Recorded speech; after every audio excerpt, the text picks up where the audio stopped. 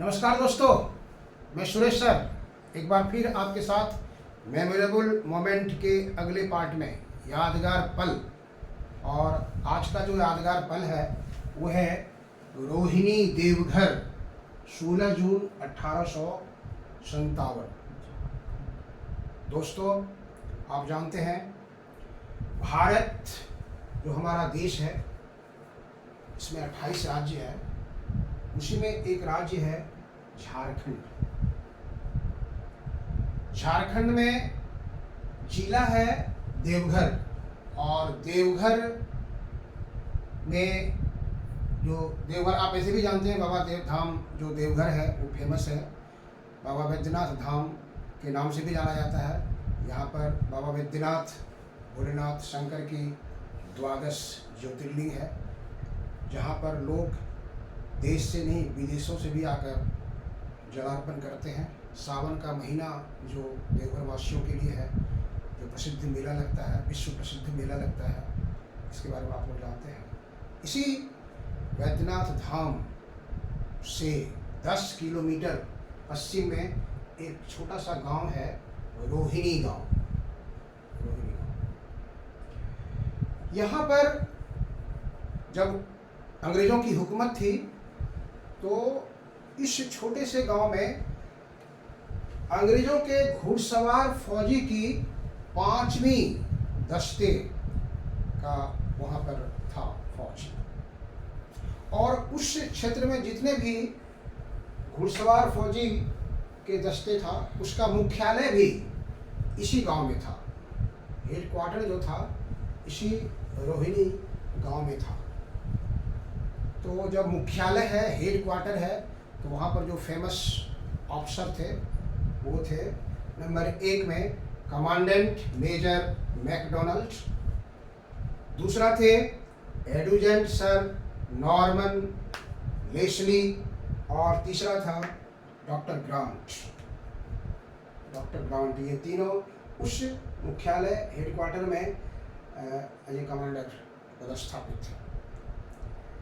आप जानते हैं 1857 की जो घटना मेरठ से शुरू हुई थी, जहाँ पर सिपाही विद्रोह हुआ था, मंगल पांडे से जो शुरुआत हुआ था, इसकी शुरुआत हर अंग्रेजी फौजियों में जो भारतीय दस्तेबाज थे, भारतीय थे, उनके मनों में हमेशा भारत देश के प्रति जो अपना देशभक्ति था उसकी ज्वाला भटक रही थी। 12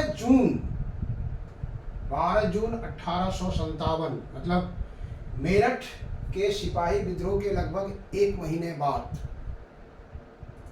ये तीनों पदाधिकारी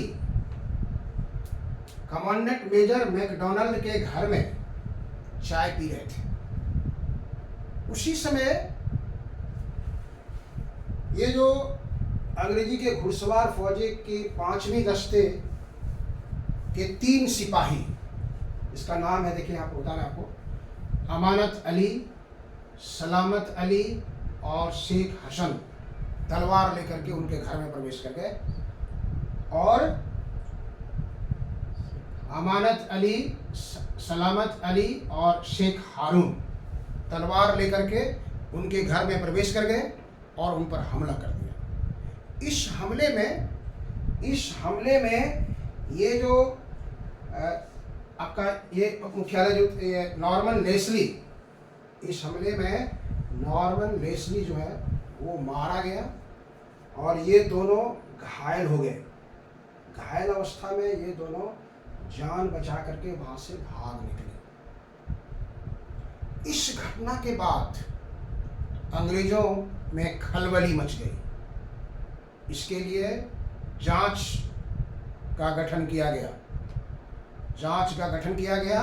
सभी फौजी सिपाहियों को एक जगह जमा करके उसके तलवारों की जांच की गई, लेकिन सभी के तलवार साफ सुथरे निकले, किसी में भी एक खून का धब्बा नहीं मिला।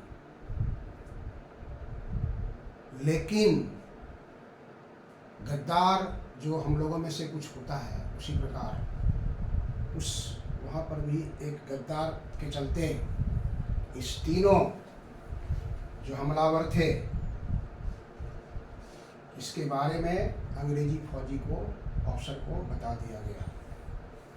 तो अंग्रेजी अफसर को बता दिया गया तो फिर तीनों को पकड़ करके एक जगह लाया गया और बिना किसी अदालती कार्रवाई के 16 जून 1857 को आम के पेड़ से फांसी पर लटका दिया गया। इसलिए रोहिणी गांव में अभी भी एक शहीद पार्क स्थापित है और उस पार्क में इस तीनों हमलावर जवानों की जो देशभक्ति के लिए अपने प्राण न्यौछावर कर दिए उनकी मूर्तियां स्थापित है। इसलिए जब भी आप भोलेनाथ भगवान शंकर 12 ज्योतिर्लिंग को दर्शन करने को आए तो थोड़ा सा समय निकाल करके इस गांव में, वहाँ से जो कि 10 किलोमीटर दूर है, यहाँ पर आप आएँ और इस देशभक्त वीर जवानों को भी थोड़ा सा अपने तरफ से श्रद्धा सुमन अर्पित करें तो हमारे देश के नौजवानों की जो है वो उसके प्रति वीरगति प्राप्त हुए, उनके लिए हम लोग के लिए श्रद्धा सुमन अर्पित होगा। जब भी मिले तो आप यहाँ पर जरूर आइए। चलिए, थैंक यू।